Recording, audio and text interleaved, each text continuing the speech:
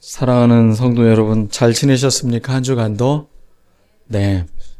한참 감기로 고생을 했다가 이제 좀 감기가 나아서 이제 찬양하는 것도 좀 말하는 것도 조금 편안해져서 그래도 참 즐거운 한 주간을 보냈습니다.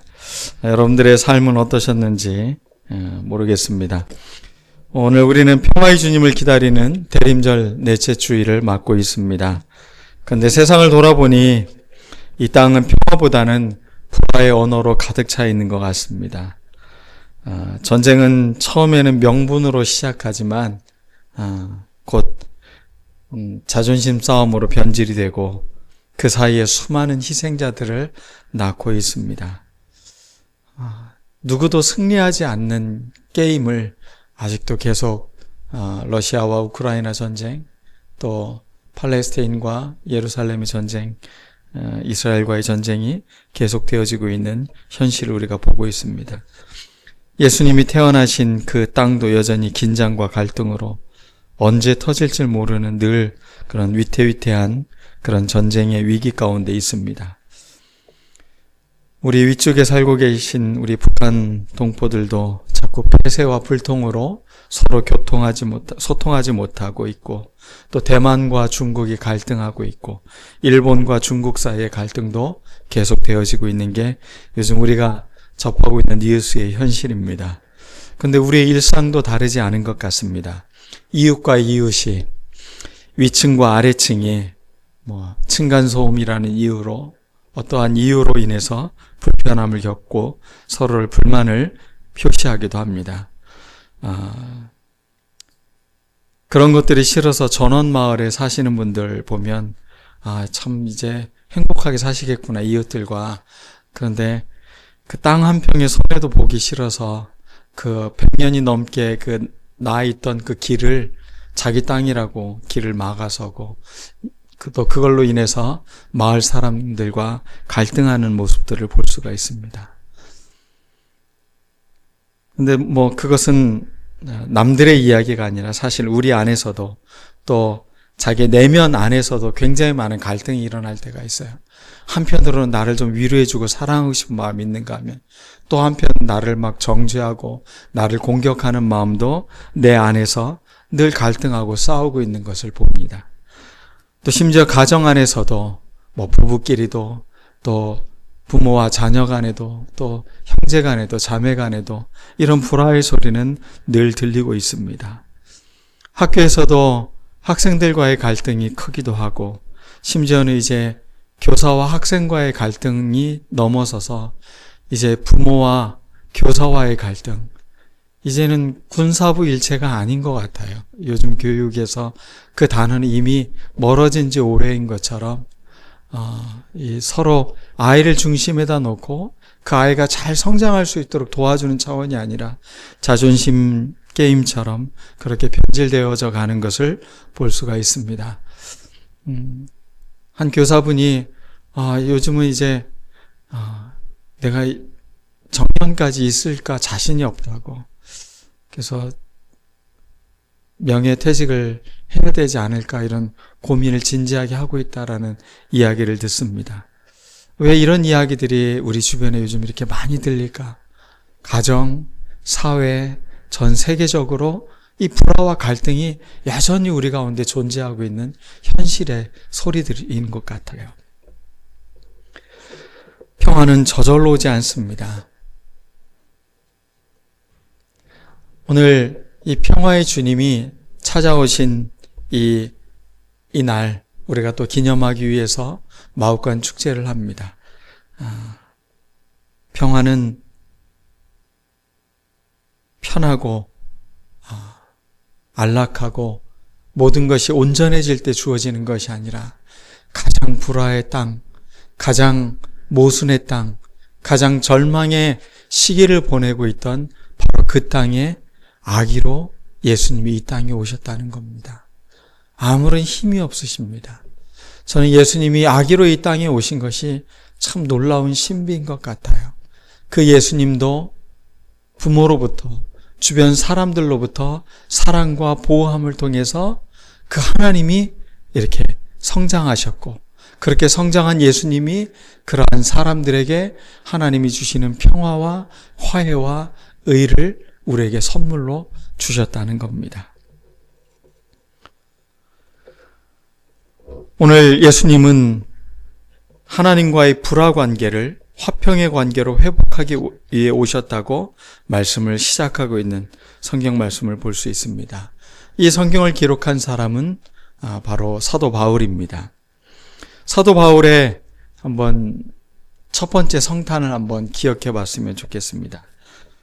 바울은 어떤 사람이었습니까? 믿음의 열정이 둘째가라고 하면 서러울 그런 사람이었습니다. 정말 그는 이 열정이 넘치는 사람이었습니다. 그것이 지나쳐서 결국은 사람을 죽이는데 동조를 하고, 이제는 그 그리스도의 도라고 하는 그 믿음을 믿는 사람들을 붙잡아서 이제 감옥에 넣겠다라고 그들이 지금 새로운 핍박의 출발을 하고 있습니다. 자기 신념을 위해서라면 사람을 죽이는 것, 그것이 불편하지 않은 사람, 이미 그 사람 마음 안에 있는 그 신념은 온통 자기를 똘똘 감싸고 있습니다. 우리 주변에도 참 신념이 강한 사람들 볼 수 있을 겁니다. 그런 분들과 대화하려고 하면 숨이 막히지 않습니까? 네. 아마 사도 바울이 그랬을 것 같아요. 다메섹으로, 지금의 다마스커스 지역으로 가는 중이었습니다. 그런데 그는 여행길이 아니라 그리스도인이라고 하는 이단들을 붙잡아 넘기기 위해서 살기어린 길을 걸어가고 있는 사람이었습니다. 그런데 놀랍게도 그에게 부활하신 예수님이 찾아오십니다. 그가 평생 섬기고 있다고 생각했던 하늘에서 하나님의 소리가 들립니다. 사울아, 사울아, 네가 왜 나를 핍박하느냐? 자기는 지금 하나님을 위해서 자기 온 열정을 다해서 지금 열심히 지금 길을 걷고 있는데 자기에게 왜 나를 핍박하느냐라고 말하고 있어요. 그 순간 사도 바울은 자기의 믿음의 근본이 흔들리기 시작을 합니다. 그렇게 열정적으로 하나님을 위해 산다고 믿었는데 알고 보니 그러한 삶이 하나님을 대적하는 삶으로 자기가 살고 있다는 것을 발견하게 됩니다. 그리고 주님은 그를 눈이 먼 상태로 버려두지 않으시고 그에게 아나니아라는 그리스도인을 보내주십니다. 그리고 사울에게 안수해서 사울의 눈이 뜨게 하고 회복시켜 줍니다. 자기를 죽이려고 했던 사람을 치료해주고 그 사람을 자기의 집으로 데리고 와서 그 사람이 회복할 수 있도록 그 사람을 돌봐주고 있습니다. 사도 바울에게 있어서 이때의 경험은 자기의 인생에서 굉장히 충격적 경험이었습니다. 자기가 죽이려고 했던 사람들이 자기를 향해 치유를 해주고 자기를 회복시켜주고 자기를 돌봐주고 있습니다. 오늘 이 표현을 사도 바울은 자기의 생생한 경험에 비추어서 예수님이 이 땅에 오신 것이 하나님의 사랑의 확증이다. 컨펌을 해주신 거라는 거예요. 이게 사랑이지. 그러면서 도장을 꽉 찍어주는 것 같은 그런 경험을 오늘 이 성경에 기록하고 있는 것입니다. 사도 바울, 그는 유대인으로서, 바리새인으로서 이 이방인들을 대하고 또 잘못된 도를 믿고 있는 사람들을 향해 그는 죽어 마땅하다고 생각하는 갈등의 대명사였던 겁니다. 그런 그가 예수님을 경험하고 화해의 사역자로 바뀝니다. 평화의 사람으로 바뀐 것입니다. 그 경험의 첫 번째 이유는 바로 아나니아라는 사람을 순종으로 이끌었기 때문에 그렇습니다. 주님이 아나니아에게 사울에게 가서 안수해주고 그를 돌봐주라고 합니다. 아나니아가 싫다고 이야기합니다. 저 사람이 우리를 지금 죽이려고 오는 사람인데 어떻게 그 사람을 우리가, 그러면서 거절을 합니다. 그런데 주님이 다시 아나니아에게 이야기를 합니다. 그러자 아나니아가 순종하고 사울을 형제로 받아들입니다. 원수와 적대적인 존재가 아니라 형제 사울아, 그러면서 그를 안수하고 그를 회복시켜 줍니다. 그 사랑의 경험이 사도 바울을 새로운 존재로 바꿉니다. 평화의 사도로 서게 해주는 것입니다. 사랑의 만남은 무너진 사람들을 일으켜 세우는 것입니다.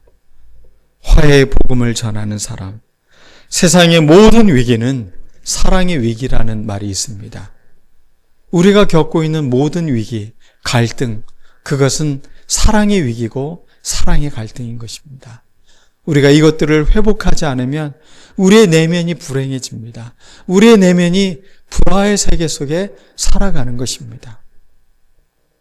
여러분, 우리가 예수 그리스도를 믿고 있다는 것은 이 사랑을 경험한 사람들이라는 겁니다.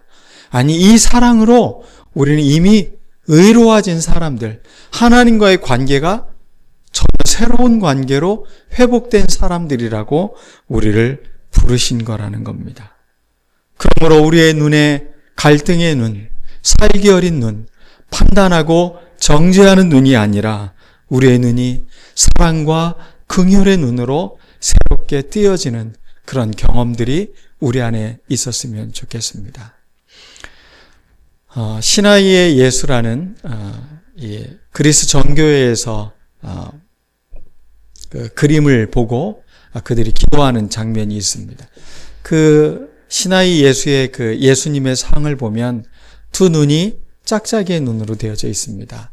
한쪽 눈은 다소 좀 매섭고 어떤 남성스러운 모습이라면 또 한쪽의 눈은 굉장히 자비롭고 사랑이 넘치는 그런 눈동자로 바라보고 있습니다. 사람들은 그 그림 앞에서 30분, 1시간 그렇게 그 그림을 계속 바라보고 있습니다. 아내와 함께 은혼식 때 그리스 여행을 했을 때였습니다. 한 그리스 정교회 회당에 그 정교회당에 많은 사람들이 모여 있었습니다. 목사이니까 얼마나 관심이 많겠습니까? 그래서 뭘 하는가 궁금해서 그 교회 문을 열었습니다. 왼쪽 편에는 필경대처럼 그 헌금함이 놓여져 있고, 그리고 첫 번째로 가는 곳을 보니까 거기에 그림 그릴 때 쓰는 이젤이 놓여져 있었어요. 그 두 개의 그림이 이렇게 나란히 놓여져 있었는데 한 여성분이 그 모습을 보고 굉장히 감동했어요. 그 무릎을 꿇고 앉아 있는 게 아니라 무릎을 꿇고 그 사진 앞에서 이렇게 절을 하고 뽀뽀를 하고 이러면서 아주 간절하게 그 그림을 보면서 기도를 하고 있는 모습을 봤어요. 그 간절함, 그 진지함, 그 정성스러움, 내가 주님께 예배드리러 나올 때 나는 저런 정성스러움이 있나? 나는 저런 예의 바름이 있나? 사실 굉장히 내 자신을 좀 바라보게 하는 굉장히 그 경건하고 아름다운 모습이었어요. 저게 정말 아름다운 모습이구나라는 생각을 이렇게 한눈에 담게 만들었습니다. 그리고 아내랑 그 근처를 돌고 있는데 사람들이 이제 우르르 나와가지고 이제 예배가 끝난 것 같아요. 서로 막 이렇게 피자판 같이 생긴 거에서 막 쿠키를 구워온 사람, 빵을 구워온 사람 막 서로 이걸 막 나눠주고 이러면서 굉장히 행복한 미소를 짓고 있더라고요. 그 모습을 보면서 그리스 정교회에서 예배의 모습들을 보면서 저렇게 이 주님을 기억하고 예배하고 있는 모습이 참 아름답구나라는 생각을 했던 경험이 있었습니다. 바로 이 그리스 정교회에서 바라보고 있는 이 이콘이라고 하는 이 그림, 그 그림에는 시선이 굉장히 중요합니다. 어떤 시선으로, 처음 있을 때 그 시선이 나를 어떤 눈으로 바라보고 있는가에 처음에 관심이 갑니다. 그런데 점점 그 그림의 눈을 바라보다 보면 내가 예수님의 눈을 바라보고 있는 게 아니라 예수님의 눈으로 자꾸 나를 바라보고 있어요. 나 이런 모습이 좀 부끄러운데. 그런데 이런 나를 또 굉장히 사랑의 눈으로 바라보고 계신 예수님의 눈을 경험해요. 한참을 이렇게 예수님의 사랑의 눈을 묵상하고 그리고 기도하면서 주님 저를 용서해 주십시오. 주님의 사랑의 눈으로 나를 도와달라고 이렇게 예수님의 눈을 바라보면서 자꾸 기도를 하다 보면 어느 순간인가 내가 밖을 나서는데 분명 내가 들어올 때는 나의 눈으로 세상을 바라보고 사람들을 바라보고 불편한 사람들을 바라봤다면 이렇게 기도하고 난 다음에는 신비로운 느낌이 들었어요. 아, 저분도 예수님이 굉장히 사랑하시겠구나. 저분도 예수님이 참 귀히 여기시겠구나. 참 따뜻한 눈으로 바라보고 계실 텐데 왜 내가 자꾸 이 거친 눈으로 저 사람을 봐왔지? 갑자기 내 자신의 눈이, 내 시선이 이상하게 회복되는 모습을 볼 수가 있었어요. 사도 바울의 신앙 경험은 바로 이것을 깊이 경험한 것입니다. 살결인 눈으로 그리스도인들을 모두 잡아서 죽이겠다. 이런 마음가짐을 갖고 갔던 그에게 주님은 찾아오셔서 그 자기가 죽이려고 했던 사람들이 자기를 돌봐주고 자기를 치료하게 하고 그 사랑에 감동하게 만든 것입니다. 그의 존재는 완전히 다른 존재가 된 것입니다. 이전의 사울과 변화된 바울은 전혀 다른 사람인 것입니다. 그 눈이 달라졌습니다. 이 이후에 사도 바울의 눈을 보십시오. 그는 자기가 죽이려고 했던 사람들, 이방인을 아주 개처럼 취급했던 그런 사람이 아니라 이젠 그들을 형제로 받아들이고 하나님의 사랑을 받아들여야 될 대상으로 사람들에게 다가갑니다. 그래서 그는 이방인의 사도가 됩니다. 얼마나 그의 삶이 어렵고 힘든 삶이었습니까? 그럼에도 불구하고 사도 바울은 이 길을 멈추지 않았습니다. 그 길이 죽음에 가까운 길임에도 불구하고 그 길을 걸어가는데 주저함이 없었어요. 바로 이 로마로 가는 자신의 길이 죽음의 길이라는 것을 그는 기도 가운데 알게 되겠죠. 그럼에도 불구하고 그는 이 걸음을 멈추지 않습니다.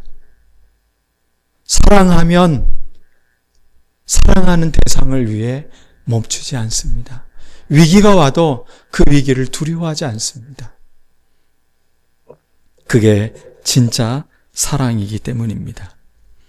사랑과 긍휼의 눈이 열리는 사건, 그것은 바로 성탄의 사건인 것입니다.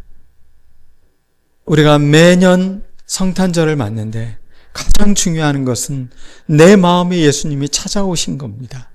그리고 내 눈이 예수님의 눈으로 세상을 바라보는 것이 열리는 것이 바로 우리의 성탄과 대림절이 되어야 되는 것입니다. 예수 그리스도로 말미암아 우리에게 주어진 이 로마서에서 주고 있는 세 가지 선물을 우리에게 소개하고 있습니다. 5장 말씀에 보면 믿음으로 의롭다 하심을 받았다. 우리의 첫 번째 선물은 믿음으로 우리가 의로워졌다는 겁니다. 여기서 의로워졌다라는 것은 관계가 회복되어졌다는 겁니다. 도덕적이고 의로운 삶의 행습을 뛰어넘어서 하나님과의 바른 관계를 통해 온전한 인격으로 우리가 성장했다라는 것을 말해주고 있는 것입니다. 그러므로 우리 주 예수 그리스도로 말미암아 하나님과 화평을 누리자. 우리가 이미 의로워졌으니 이제 하나님과 우리에게 있는 장벽이 막힌 담이 무너졌으니 우리 이제 하나님과 더불어 평화를 누리자라고 말하고 있다는 겁니다.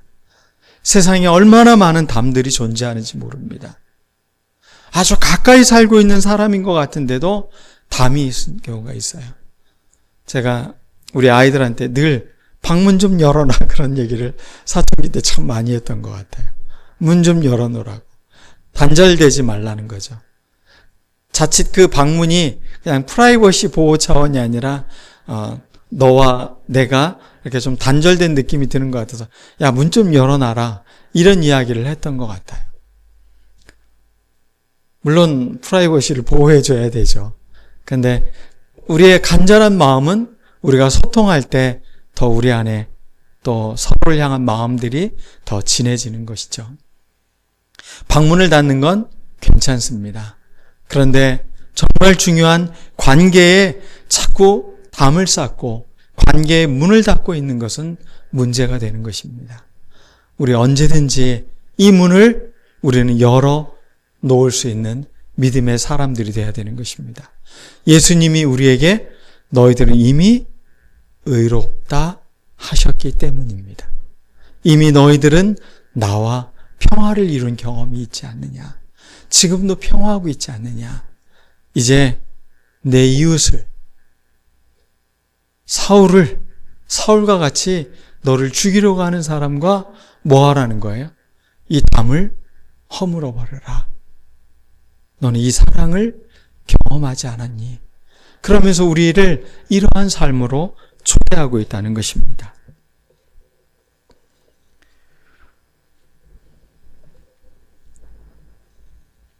우리는 이미 의롭다함을 얻은 사람들입니다. 우리가 이 의롭다함을 얻은 것을 우리가 평화의 기회로 삼는 우리들 모두가 되었으면 좋겠습니다.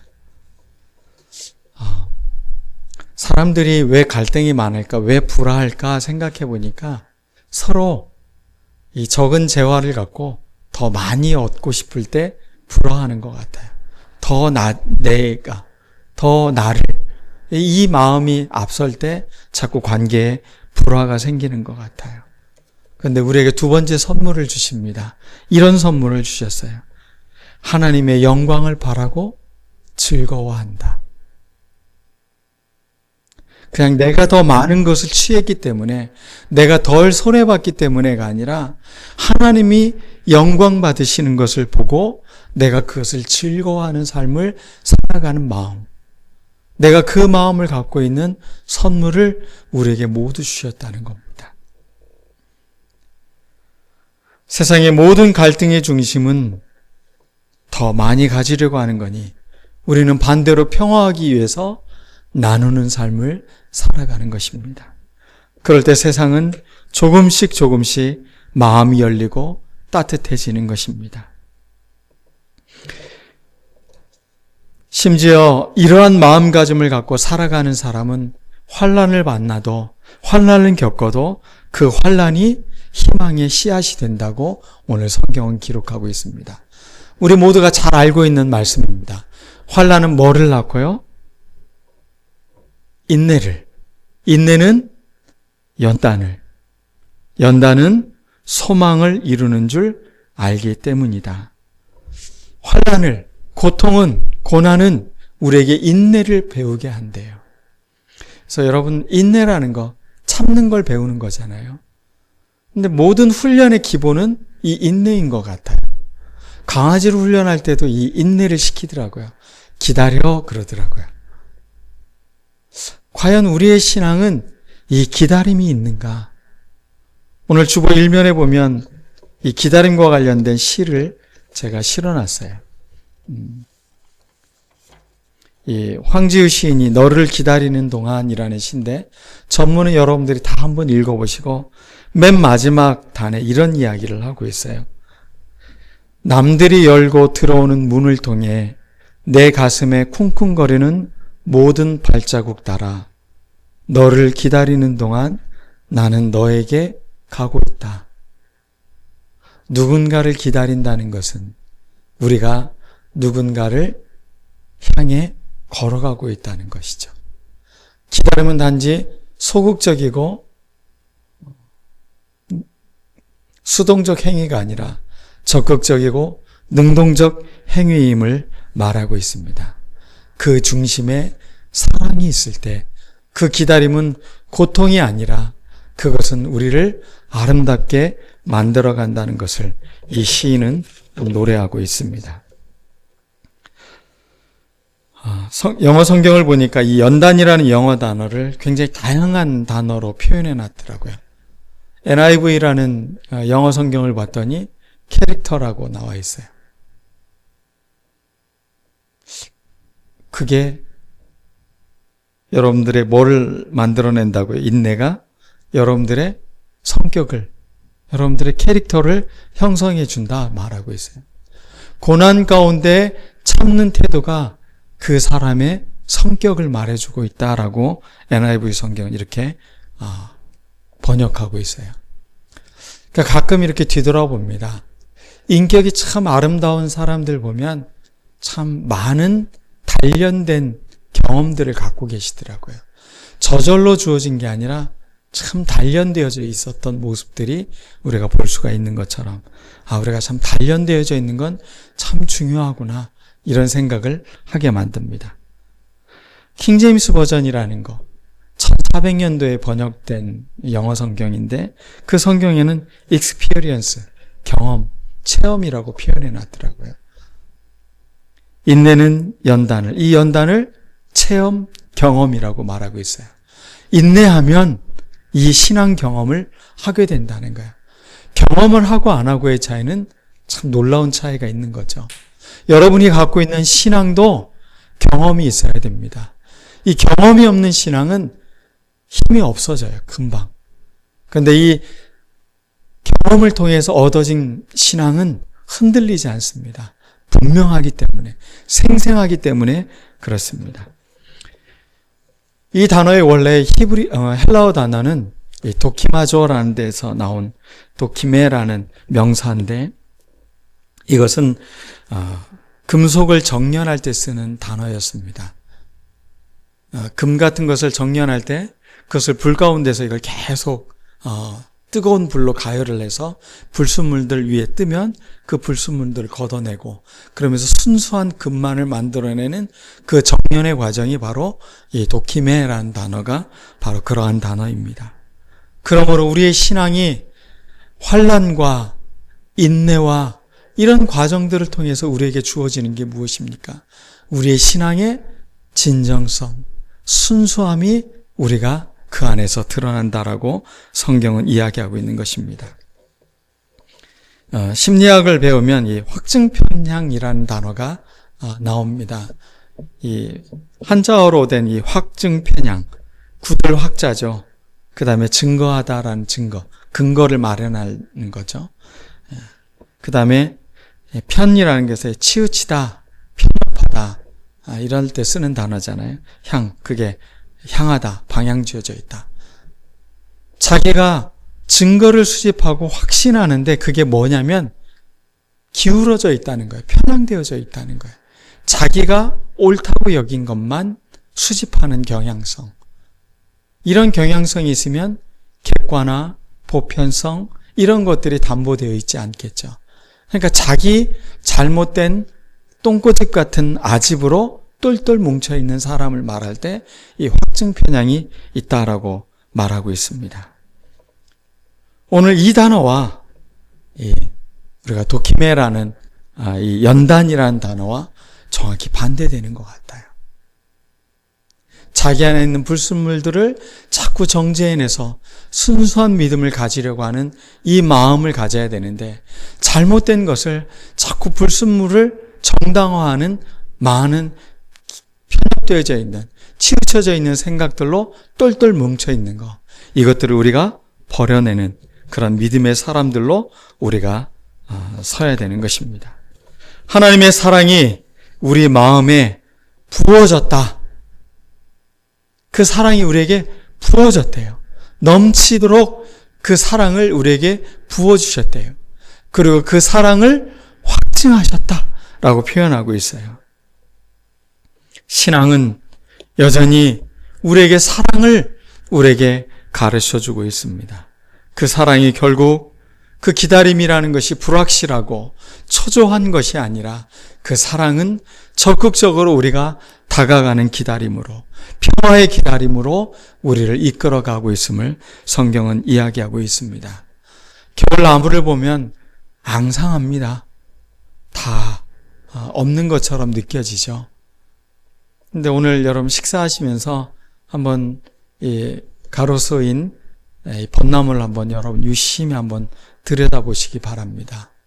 이 추운 겨울에 저 벚나무는 여전히 일을 하고 있습니다.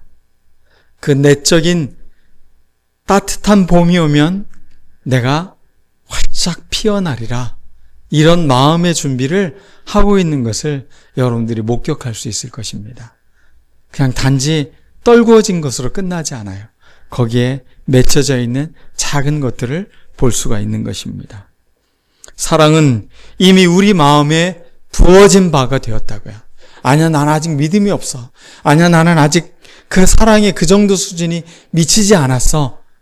그게 아니라 여러분이 앙상한 가지 같다고 해도 여전히 우리 안에서 당신의 사랑을 우리에게 뿜어주시는, 부어주시는 하나님의 사랑이 여러분을 지금 평화의 사람으로 피워내고 있다는 것을 잊지 않는 우리들 모두가 되었으면 좋겠습니다. 사랑은 멀지 않습니다. 여러분 안에 있습니다. 오늘 여러분들이 담 쌓아놨던 것들을 이제 하나씩 하나씩 허물어 주세요.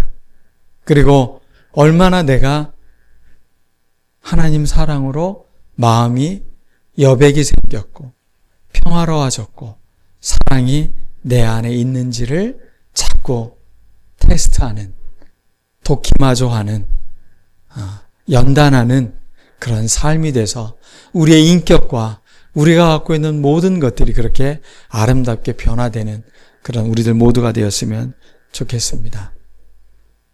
여러분의 성탄절은 어떤 성탄입니까? 사랑이 아니면 이 성탄은 설명할 수 없는 단어입니다. 우리가 성탄을 맞으며 주님, 내 안에 이 사랑이 더 커지길 원합니다. 하나님 사랑이 더 많이 부어지길 원합니다.